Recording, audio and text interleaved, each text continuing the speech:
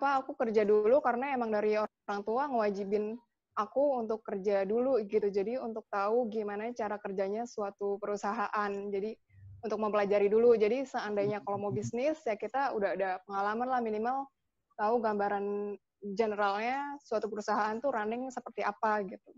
Betul. Nah, aku kerja di studio animasi itu kurang lebih setahun sebagai kompositor, kompositor dan visual effect artist, dan juga sebagai 3D modeler. Jadi yang membuat objek 3D kayak karakter atau benda-benda dari nol sampai jadi sebuah objek gitu. Yeah, yeah. Sebenarnya aku cukup enjoy juga sih kerja di situ gitu. Cuman aku waktu itu lebih passionate di bidang entrepreneurship, jadinya aku resign dan akhirnya memulai usaha gitu setelah kerja. Setelah 1 tahun menjalani pekerjaan menjadi itu ya, visual effect artist itu ya. Ya.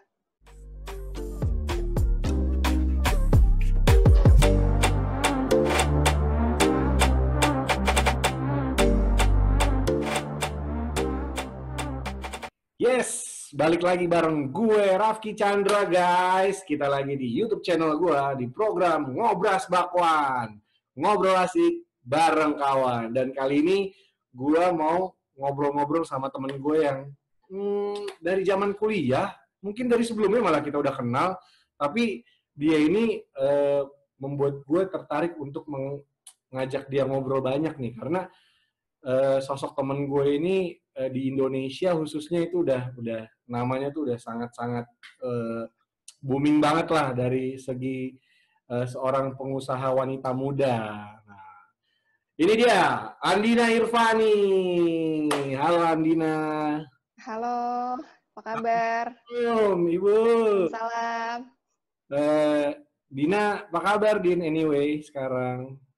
Alhamdulillah baik-baik aja, sehat alhamdulillah.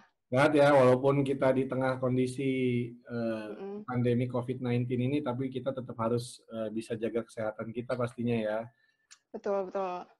Anyway, Dina ini guys adalah sesosok wanita yang sangat menurut gue inspiratif banget, karena pertama memang gue kenal dari agak lama banget ya, kita tahun berapa ya, 2000-an lah, 2000, ya pokoknya dari...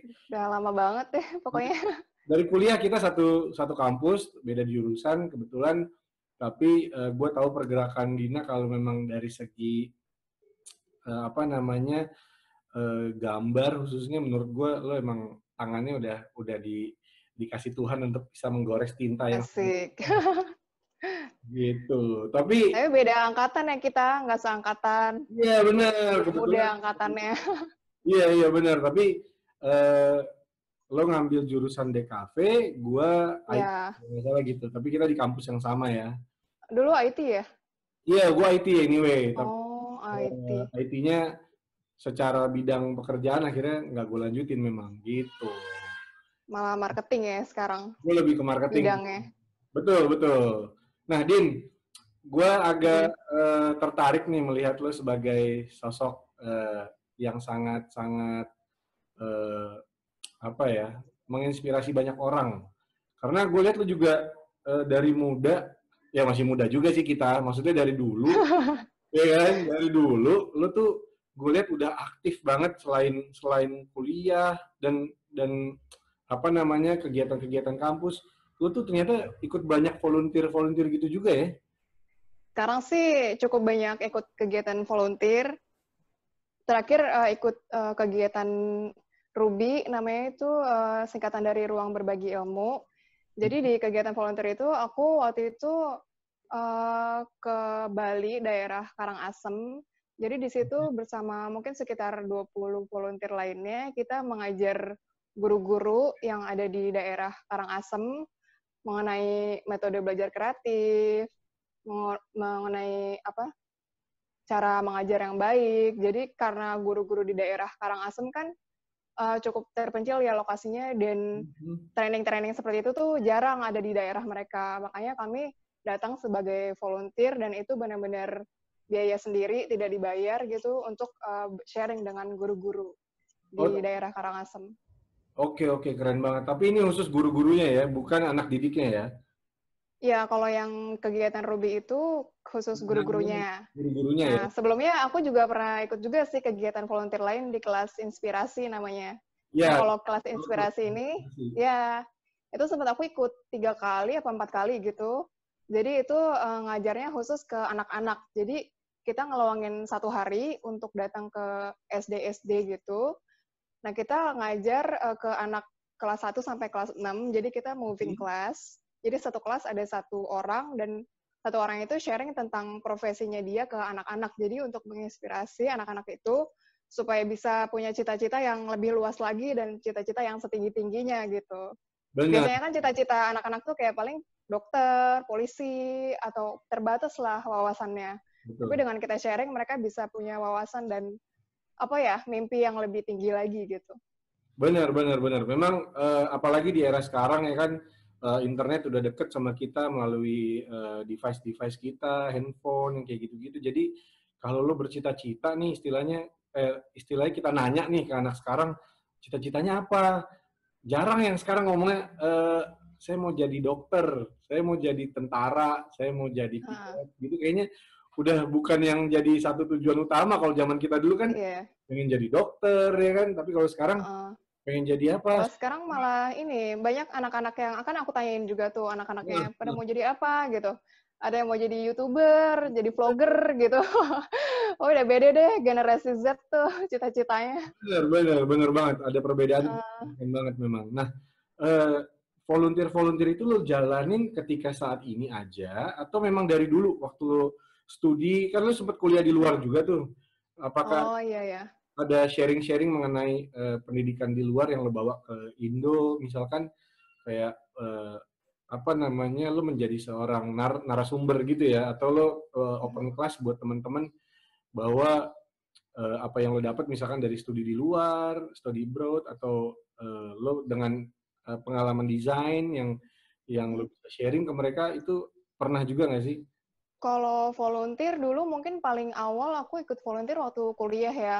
Hmm, Karena aku sempat ikut klub bahasa Inggris dulu waktu kuliah. Nah, dari klub itu kita juga sempat ngadain beberapa kayak visit dan kunjungan ke panti tunanetra gitu. Dulu oke. sempat ke panti tunanetra waktu kuliah dan kayak sharing-sharing, sekedar ngobrol-ngobrol aja sih uh, sama penduduk pantinya, main catur. Hebat loh orang tunanetra bisa main catur Atur dan dia tuh. bisa menang gitu. Iya, Iya, itu mereka minder. keren. Terus mereka juga sempat main musik, ada yang bisa main drum, Oke. main gitar, segala macam. Pokoknya kayak full band gitu bisa gitu. Dan mungkin dari situlah awal ketertarikan aku di dunia volunteer gitu, ngelihat Iya, iya, wah iya. ternyata mereka sangat menginspiratif gitu walaupun memiliki kekurangan tapi bisa juga tetap bahagia dan memaksimalkan hidupnya gitu. Iya, Jadi dari kuliah itu sih mulai tertarik dunia volunteer gitu.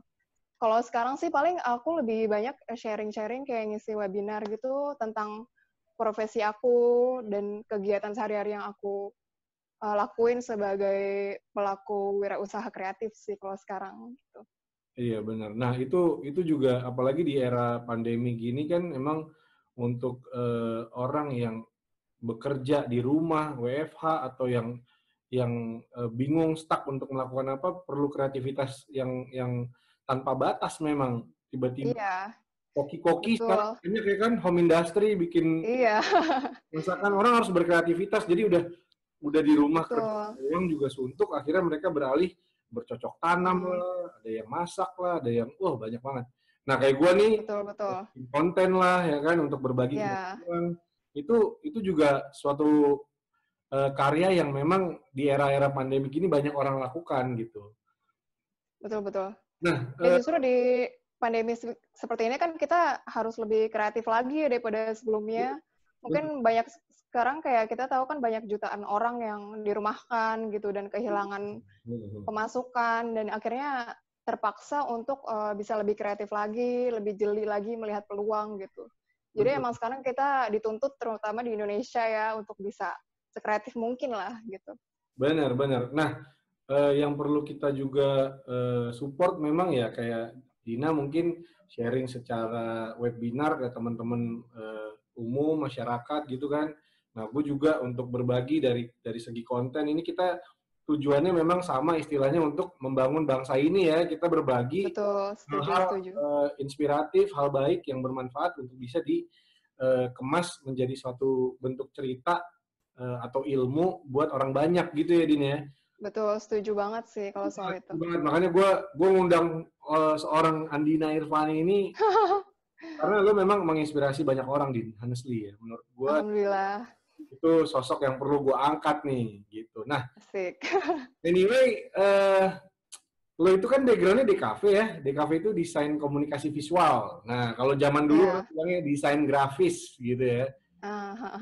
Eh, waktu lo ngambil desain grafis ini, itu ada dorongan atau influence nggak sih? Kayak lo emang suka gambar kah? Atau ada orang yang mengarahkan kah bahwa melihat lo ada potensi di situ? Itu lo ada, karena basic lo usaha tuh dari gambar ini kalau gue lihat ya nggak sih? Iya, iya sih, benar juga. Apakah itu menjadi satu cerita yang memang benang merahnya itu dari hobi atau memang ada orang yang mengarahkan nih, Din? Jadi historinya tuh panjang banget ya. Dari awal aku TK itu jauh banget asli. Berarti emang dari kecil. Dari TK. Emang dari TK tuh aku kan TK-nya di Al-Azhar ya, Al-Azhar Jakapermai. Bermain, Itu ya. aku udah hobi banget gambar, hobi banget ngelukis. Dan alhamdulillah mamaku juga bisa melihat potensi aku di bidang art gitu, dan mamaku ngedaftarin aku ke les lukis. Jadi di TK itu pulang dari TK langsung les lukis gitu. Dan semenjak itu juga SD, SMP aku juga ikut les lukis privat. Jadi ada guru datang ke rumah untuk ngajarin ngelukis tiap hari. Nggak tiap hari sih, seminggu beberapa kali lah. Terus juga waktu SMP aku sempat ini les lukis di kain, di fabric, itu yang lebih spesifik lagi. Yes. Nah, mulai dari les di fabric itu aku jadi tahu gimana trik-triknya dan cara-caranya, step-stepnya melukis di kain gitu, di bahan kain berbagai macam fabric. Dan pertama kali dari situlah akhirnya aku emang selalu berminat di bidang art and craft gitu. Emang itu passion aku di situ. Dan aku juga milih masuk jurusan desain komunikasi visual, jurusan animasi.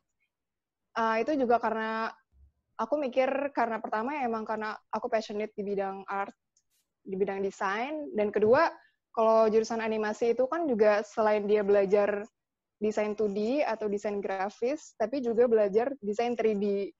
Jadi nggak hanya 2D juga, tapi juga belajar desain 3D. Jadi aku mikirnya, kalau aku bisa mempelajari 3D, otomatis aku juga bisa menguasai yang 2D dong, gitu. Jadi aku mikirnya supaya bisa achieve segala macam di dunia art and design, jadi aku milih jurusan animasi, gitu. Oke, dan kalau nggak salah dari lo ngambil jurusan ini pun, lo juga pernah bekerja sebagai orang di industri animasi ya? Pernah. Itu Jadi, ya. Sedikit coba diceritain tuh kan akhirnya lo kesana. Oke, jadi aku juga pernah kerja juga di bidang industri animasi. Waktu itu sempat kerja di dunia studio animasi. Aku pertama kali pernah, kalau di BINUS kan, di kampusku, Bina Nusantara University kan semester 7 tuh wajib magang. Nah, pertama aku magang, sama ya? Bener. Wajib juga. Pertama aku magang di studio animasi di daerah Jakarta Selatan lah. Nah, itu magang selama 3 bulan. Nah, terus sempat juga magang di Fashion TV. Di Fashion TV di Jakarta Selatan juga, itu sebagai motion grapher. Motion grapher itu jadi kayak yang membuat grafis-grafis itu bergerak dalam sebuah video atau tayangan TV gitu, atau di tayangan digital gitu. Terus juga setelah lulus, sebelum lulus sih sebenarnya. Sebelum lulus kan aku udah selesai tugas akhir nih. Tugas akhir disuruh bikin film animasi. Bikin film animasi, udah lulus sidang segala macam. Nah, sebelum wisuda tuh aku juga udah nge-apply kan ke studio animasi gitu. Dan alhamdulillah sebelum wisuda tuh udah keterima kerja duluan gitu. Jadi belum Wow. dapat ijazah tapi udah kerja gitu. Iya, iya, iya. Kayaknya aku orangnya emang ngide banget deh. Kayak emang nggak bisa diem di rumah gitu. Iya, iya. Sama sih, Jadi betul tuh. sama ya. Heeh, heeh. Jadi kayak sebelum lulus itu udah kerja duluan di studio animasi. Waktu itu di daerah Kemang, Jakarta Selatan juga. Yo. Nah itu kenapa aku kerja dulu, karena emang dari orang tua ngewajibin aku untuk kerja dulu gitu. Jadi untuk tahu gimana cara kerjanya suatu perusahaan. Jadi untuk mempelajari dulu. Jadi seandainya kalau mau bisnis, ya kita udah ada pengalaman lah minimal tahu gambaran generalnya suatu perusahaan tuh running seperti apa gitu. Betul. Nah, aku kerja di studio animasi itu kurang lebih setahun sebagai kompositor, Oke. dan visual effect artist, dan juga sebagai 3D modeler. Jadi yang membuat objek 3D kayak karakter atau benda-benda dari nol sampai jadi sebuah objek gitu. Iya, iya. Sebenarnya aku cukup enjoy juga sih kerja di situ gitu. Cuman aku waktu itu lebih passionate di bidang entrepreneurship, jadinya aku resign dan akhirnya memulai usaha gitu Oh, setelah kerja. setelah 1 tahun menjalani pekerjaan menjadi itu ya, visual effect artist itu ya. Ya, Dan di situ belajar banget tuh itu. pastinya. Ini gimana sih sebuah perusahaan studio art itu ya tadi ya, bisa bergerak, dia bisa jalan, bisa Ya, bisa manajemennya bisa apa namanya berjalan gitu ya, dari segi manajemennya gimana nih dipelajari juga sambil kerja di sana. Dari situ baru lo akhirnya meneruskan menjadi seorang pebisnis ya gitu. Nah, iya betul betul. anyway lo kan memang kalau gue lihat apa namanya membuka bisnis lo ini udah cukup lama ya. Lo berbisnis di bidang yang lo suka nih. Ya nggak sih? Karena lo dari kecil udah Mm-mm. itu bidang tersebut. Sepatu lukis. Ya nggak sih? Itu awalan usaha Iya, awalnya itu itu kan yang benar-benar. profesional ya. Tapi Mm-mm. yang mau gue tanya, sebelum kita mengarah ke si sepatu lukis ini, passion itu apakah memang lo temui ketika lo menjalani usaha sepatu lukis ini? Apa emang dari dulu lo tipe orang itu gua nih sales banget nih, gua punya nih jiwa sales, gua nih punya nih jiwa marketing nih. Jadi apa yang bisa gua cari celah untuk menjadi peluang menghasilkan, gue jalanin nih. Nah, apakah seorang Andina, pengusaha wanita muda ya kan, yang sangat Asik. ini itu dulunya tuh gimana? Apakah memang lo langsung nyemplungnya pas di slide shop ini banyak belajar dari awal? Apa memang dulunya zaman sekolah misalkan atau zaman kuliah lo pernah gue pernah berdagang juga nih Ki gitu. Nah, coba menjadi seorang pengusaha itu awal ceritanya tuh gimana Din? Gitu. Kalau awalnya ini juga cukup jauh ya dulu. Jadi dari SMA kan gue sempat sekolah pesantren di Jawa Timur kelas 1 sama kelas 2 SMA. Nah, kelas 1 sama kelas 2 SMA itu gue juga udah hobi jualan gitu ke teman-teman. Jadi dulu Oh, sih jualan ke teman-teman tuh kayak jualan dompet yang kecil-kecil gitu, atau iya. kayak pernak-pernik kayak selotip yang bergambar-bergambar. Nah Oke. itu pasti kalau nanya teman-teman gue pada inget deh, gue tuh suka jualan-jualan gitu. Iya, iya, iya, iya, Nanti iya. ya abis itu kan kelas 3 pertukaran pelajar ke US. Nah kalau di sana belum sempet jualan sih, cuman begitu balik lagi ke Indonesia, kayak jiwa pengen mandirinya tuh tinggi banget gitu. Jadi pengen bisa menghasilkan uang sendiri, nggak cuma dapat uang jajan dari orang tua doang, tapi pengen bisa ngerasain gimana sih bisa memiliki penghasilan sendiri gitu dari pas kuliah. Iya, iya, Jadi iya. dari waktu itu dari awal kuliah juga udah kayak hobi-hobi jualan ini. Oh, waktu itu aku juga ada teman dari US. Dia yang supply BlackBerry dari US. Dulu kan BlackBerry masih jarang tuh, masih Iya, iya, black iya, market iya. gitulah. Benar, benar. BM. Nah, jadi iya, oh my god, jualan BM ya gue ternyata. Jadi jadi teman gue yang di US itu dia supply BlackBerry yang terbaru pokoknya dari US. Terus gue Oke. sempet jualan di Kaskus gitu. Oh iya, media Kaskus dulu. Jadul banget ya. Ya kan kalau HP kan dulu paling hits di Kaskus tuh jualannya. Oh iya, forum jual beli. Iya, Wah. Ya, jangan terlalu sadis gitu. Jangan. Jangan Afgan gitu. Afgan. Wah. Iya. Nah, Bener-bener. jadi kayak sempat jualan BlackBerry juga. Terus sempat ini juga kayak pengen bikin I.O. untuk kasih surprise ulang tahun temen gitu. Tapi dibisnisin sebagai I.O. Gue sempat mencoba jualan berbagai macam barang-barang juga gitu waktu kuliah. Dan sempat jualan berbagai macam jasa juga gitu. Emang ini aja sih motivasinya pengen bisa mandiri sih waktu itu utamanya, pengen bisa menghasilin uang sendiri gitu. Oke, jadi poinnya ketika lo dari kelas 1 dan kelas 2 di pesantren yang which is itu lo udah hidup sendiri, mandiri karena jauh dari orang tua, ditambah Iya, akhirnya lo abroad nih sekolah lanjut ke US, makin mandiri lagi. Jadi di sana tuh lo titik balik yang iya juga ya. yang bisa lo bangun ya dari diri lo, karena lo makin jauh sama orang tua pasti lo lebih harus bisa Iya, dan survive dong ya nggak sih? Nah, benar-benar. itu yang merubah mindset lo ketika lo balik ke Indo, lo mau mencoba merubah gimana caranya lo bisa menghasilkan walaupun lo sebagai seorang mahasiswa malah waktu itu ya. Iya.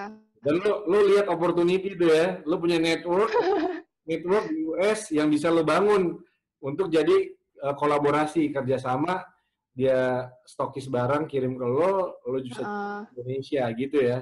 Itu Iya, awalnya betul, betul, betul. adalah sebuah peluang yang menurut gue baik banget untuk bisa diterapkan ya, dalam arti gini, karena nggak banyak orang yang bisa melihat sebuah opportunity ya, sebuah peluang ya nggak sih Din? Jadi Iya. banyak orang malah yang following gitu. Following itu maksudnya gini, ya udah yang ada aja lah gue jalanin gitu, yang ada aja gue lakuin. Padahal untuk sebuah negara berkembang, kemarin gue nonton salah satu YouTube seorang inspirator itu ngomong Indonesia itu sebagai negara berkembang tuh masih banyak celahnya yang bisa dibangun. Apalagi Iya, benar-benar. tujuannya untuk membangun Indonesia gitu kan. Nah, itu masih banyak banget. Tapi kalau di US, di Europe katanya itu udah sedikit sekali karena semua di sana udah stable gitu. Udah develop ya kalau di negara berkembang gitu. Bener. Nah, itu yang lo udah lakuin duluan malah. Dulu kayak gitu ada peluang dari luar yang bisa lo bawa ke sini, itu lo lakuin pembelajaran lo sebagai seorang pengusaha. Bener nggak sih?